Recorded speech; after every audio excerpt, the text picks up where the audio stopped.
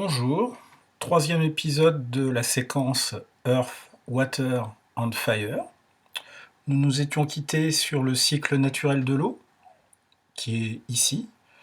On avait dit que justement sur Terre, c'était la présence d'eau à l'état liquide qui permettait la vie, même si on la trouve sous d'autres formes, hein. Il n'y a pas que l'eau à l'état liquide, hein. On voit bien ici qu'il y a les glaciers, la neige, les nuages, tout ça, ou la vapeur d'eau, tout ça, c'est aussi de l'eau, et c'est nécessaire aussi à la vie. Il se trouve que notre planète est une planète un peu privilégiée parce qu'on trouve l'eau sous ces trois états. Alors aujourd'hui, on va continuer cette histoire, mais avant tout, je vais vous demander de faire une petite évaluation. Voilà, une évaluation type je me souviens, mais attention, je me souviens en images. Cette évaluation est disponible, hein, c'est un formulaire Google. Vous cliquez là-dessus et vous allez tomber sur ce formulaire. Donc je me souviens en images, c'est quoi? Donc vous allez voir 6 images, ou groupes d'images, 1, 2, 3, 4, 5 et 6. Ces images sont issues ou ont à voir avec les cours à distance que l'on a fait depuis le début du confinement. Alors, soit ce sont des images qui sont directement issues des documents PDF qui a de lié avec les cours, comme cette image-là, soit ce sont des images qui sont en lien avec le contenu du cours. Cette image-là n'apparaît nulle part, ni dans les vidéos, ni dans les cours, mais vous devriez reconnaître à quoi ça correspond. Là encore, il faut faire comme d'habitude, c'est-à-dire qu'il faut faut commenter cette image en faisant comme dans les évaluations, je me souviens, c'est-à-dire d'écrire une phrase et essayer de voir, veiller bien à ce qu'il y ait au moins 4 ou 5 mots-clés, 4 ou 5 informations sur l'image. Donc évidemment, la première information que j'attends, c'est qu'est-ce que ça représente. Ensuite, donnez le maximum d'informations que vous pouvez. J'ai mis ici un mode réponse longue. Comment je vais noter ça? Comme d'habitude, hein, je ferai comme en classe, hein, je compterai sur mes doigts et au bout de 4 ou 5 informations valables, je mettrai 4 points. Il y a 6 images, 4 points par image. Alors attention, la dernière, faut pas inventer la phrase. La dernière, hein, c'est sur le documentaire Home. Il faut recopier la phrase entre guillemets ici, donc vous copiez-collez, et vous remplacez les pointillés par les mots manquants. Et je rappelle, le nombre de pointillés n'a rien à voir avec le nombre de lettres des mots qui manquent. C'est juste pour montrer qu'il y a de la place. Si vous l'avez fait au précédent cours, il n'y aura pas de problème. Dernière chose, faites pas comme l'évaluation avec les QCM. Hein. Chacun me fait une copie. Et vous n'oubliez pas, d'ailleurs, il va falloir que je rajoute, vous n'oubliez pas de me mettre votre nom, votre prénom et votre classe. Alors là, cette fois-ci, les personnes qui me feront plusieurs formulaires, je n'en corrigerai qu'un. Voilà, parce que sinon, j'en finis plus. Encore une fois, vous êtes chez vous. Je veux pas devoir de réponse genre « je n'en sais rien » ou « j'ai oublié ». Vous cherchez dans les cours que j'ai faits, vous cherchez dans votre cahier, normalement, il y a toutes les réponses. Cette évaluation sert aussi à vous entraîner à chercher les réponses dans votre cahier. Voilà. Bien, on va continuer. Donc, sur Terre, l'eau est dans les trois états de la matière. Quels sont ces trois états de la matière? Il y a l'état solide. Alors, sur Terre, l'eau, elle est sous forme de glacier, dans les calottes polaires, la neige, la glace, évidemment. L'eau liquide, c'est l'eau usuelle qui sort du robinet, qu'on utilise pour se laver. L'eau qu'il y a dans les boissons, et puis surtout l'eau qu'il y a à l'intérieur des cellules vivantes. Je vous rappelle que vous, être humain, êtes fait à presque 80% d'eau à l'état liquide. Cette eau est emprisonnée dans vos cellules qui vous forment. Et enfin, l'eau à l'état gazeux. Alors, on l'écrit tout de suite, la vapeur d'eau est invisible. Quand on voit le petit nuage de fumée qui s'échappe d'une casserole ou d'une cocotte minute, c'est déjà de l'eau liquide condensée sous forme de petits nuages. Je devrais rajouter ici nuages. Les nuages sont des micro-gouttelettes, comme les brouillards. Voilà. Donc, l'eau peut passer d'un état à l'autre, hein, et vous savez très bien que l'eau à l'état liquide, quand vous prenez de la glace, si vous le chauffez, ça devient liquide, et si vous chauffez encore, ça va bouillir, et l'eau va s'en aller de la casserole à l'état gazeux. Donc ici, hein, les flèches en rouge montrent que l'on chauffe, les flèches en bleu montrent que l'on refroidit, et chaque flèche a un nom. La flèche qui passe du solide au liquide, ça s'appelle la fusion. Celle qui passe de l'état liquide à l'état gazeux, c'est la vaporisation. Celle qui passe de l'état gazeux à l'état liquide, c'est la condensation. Et celle qui passe de l'état liquide à l'état solide, c'est la solidification. Voilà. C'est des mots de vocabulaire qu'il faut connaître. Autre chose qu'il faut connaître sur les 3 états de l'eau, bon, moi je passe vite là-dessus parce que c'est évident, l'eau est quelque chose qu'on connaît. Donc à l'état solide, hein, sous forme de glace, l'eau a une forme propre. Alors ici on voit un récipient et dedans il y a un glaçon. Le glaçon garde sa forme, à peu près un cube, et il ne prend pas la forme du récipient. À l'état liquide, elle n'a pas de forme propre, l'eau. Ça veut dire quoi? Ça veut dire que l'eau prend la forme du récipient dans lequel elle est. Et sa surface se met à l'horizontale. Faites l'expérience chez vous, prenez un verre, vous l'inclinez, doucement, hein, sinon ça fait des vagues, et vous verrez que l'eau est tout le temps à l'état horizontal. Et enfin, à l'état gazeux, alors bon, la vapeur d'eau, hein, faut être à plus de 100 degrés, mais bon, à l'état gazeux, un gaz que vous connaissez bien, c'est l'air. Si vous prenez une seringue ou une pompe à vélo, que vous bouchez le bout, vous pouvez compresser le gaz, ça pousse, vous pouvez étendre, expanser le gaz, ça aspire. Ça, c'est les propriétés des 3 états. J'ai fait un peu de vocabulaire, forme propre, hein. C'est quelque chose dont la forme et le volume ne varient pas, qui restent les mêmes quel que soit le récipient. Et la surface libre, c'est la surface du liquide qui est en contact avec l'air. C'est cette espèce de petit ovale. Bien. Je vous propose d'aller faire cette petite animation-là sur le cycle de l'eau. J'ai fait une petite capture d'écran. À quoi ça correspond? Ça correspond à ça. Vous allez sur PCCL 5e.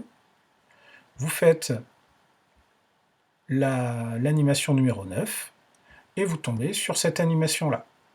Vous avez 4 endroits ici. Il faut remettre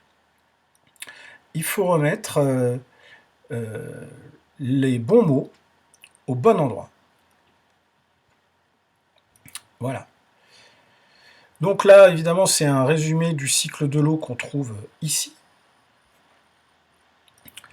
Et j'ai mis en face une petite image, c'est-à-dire qu'en fait, c'est notre planète, à différents moments de son histoire, n'a pas toujours été la planète bleue que l'on connaît. Il y a eu un moment qu'on appelle le cryogénien, la période cryogénienne, il y a environ entre 700 et 600 millions d'années. La Terre a été complètement gelée. Voilà, c'est comme ça. Et voilà à quoi elle pouvait ressembler. Tout juste, on pouvait voir des petites traces d'eau à l'état liquide autour des tropiques et de l'équateur. Voilà. Mais sinon, la plupart du temps, notre planète, c'est la planète bleue. On voit sur tous les océans de l'eau à l'état liquide. Pourquoi? Parce qu'elle est à bonne distance de son étoile, le Soleil. Le Soleil la réchauffe et fait fondre la glace. Voilà. Parce que le Soleil, c'est une énorme chaudière, une chaudière nucléaire. Donc voilà ce que j'écris. Sans le Soleil, notre planète serait une boule gelée, perdue dans les confins de l'espace. L'eau de sa surface serait à l'état solide. La vie n'aurait pu y apparaître. Bon, j'ai choisi cette petite vidéo pour vous montrer notre planète comparée aux autres planètes et comparée à son étoile, histoire de mettre un petit peu les choses à l'endroit. Cette vidéo s'appelle Space is big, we are tiny, qui veut dire l'espace est grand, nous sommes minuscules. On peut commencer à la voir ensemble. Alors j'aime bien cette vidéo parce qu'elle montre les planètes avec un mapping, c'est-à-dire qu'elles ont une skin, une peau qui ressemble étrangement à ce qu'elles sont en réalité. Ensuite, celui qui a fait la vidéo a rajouté en plus la bonne vitesse de rotation des planètes sur elles-mêmes. Troisième chose intéressante, on voit que le Soleil n'éclaire qu'une partie. Et quand une planète passe devant, elle projette une ombre.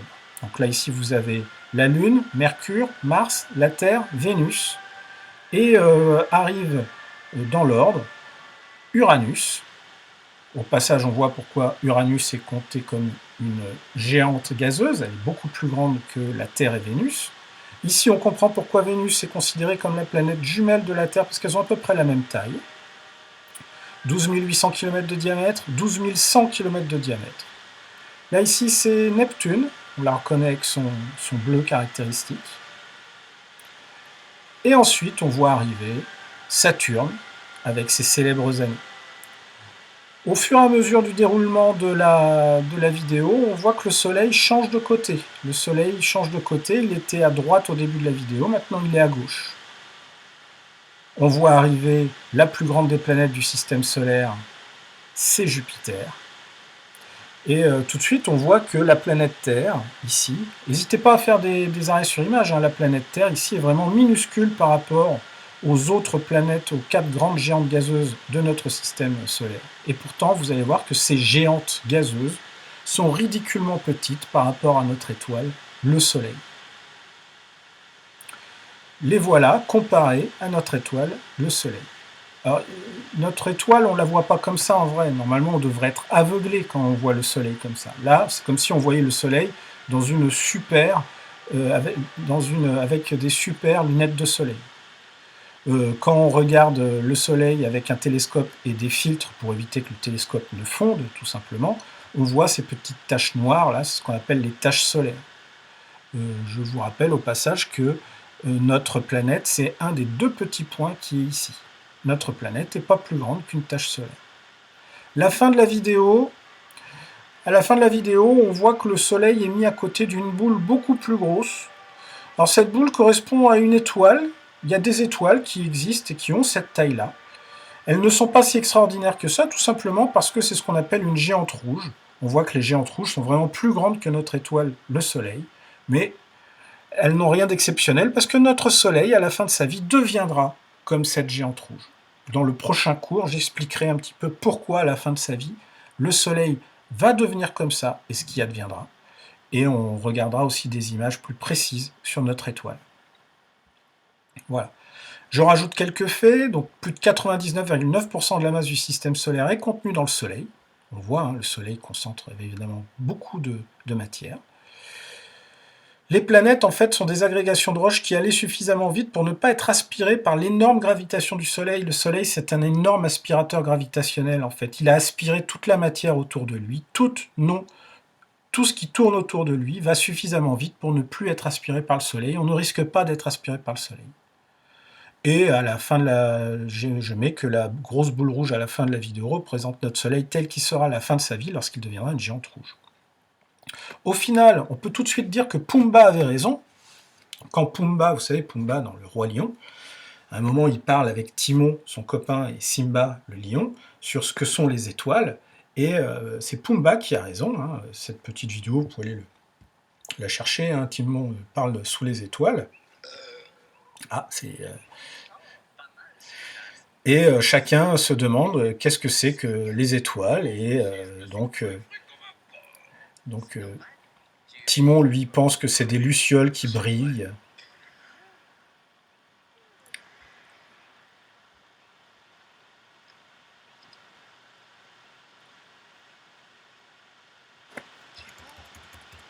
Oui. Tu t'es déjà demandé ce que c'était que ces petits points brillants là-haut? C'est pas la peine que je me le demande. Je le sais. Oh. C'est quoi? Les lucioles, bah, un genre de verre qui reste collé sur cette espèce de machin bleu mat. Oh, tiens. Moi, je pensais que c'était des bulles de gaz qui brûlaient à des millions de kilomètres de nous. Toi, à part le gaz, il n'y a pas grand-chose qui t'intéresse. Bon, et puis Simba, le lion, va dire que son père lui a raconté que les étoiles sont des anciens rois et qu'à chaque fois qu'un roi disparaissait, une étoile apparaissait. Mais c'est bien Pumba qui a raison, les étoiles, et notre soleil en particulier, sont bien des gigantesques boules de gaz. Alors elles ne brûlent pas vraiment, hein, c'est un feu bien particulier, c'est un feu, ce qu'on appelle le feu nucléaire, c'est une explosion nucléaire permanente, et ça dure depuis bientôt 5 milliards d'années. Voilà. On termine ici pour le contenu du cours. C'est un contenu un petit peu plus léger que d'habitude, mais je vous rappelle, hein, vous avez une petite évaluation à faire. Certains ont fait l'évaluation de QCM vraiment trop à la légère, une évaluation, ça se prépare un minimum. Là, vous avez tout le temps de la faire en vous aidant du contenu du cours, donc faites-le sérieusement. Je vous souhaite donc une bonne fin de journée et travaillez bien. À la prochaine fois.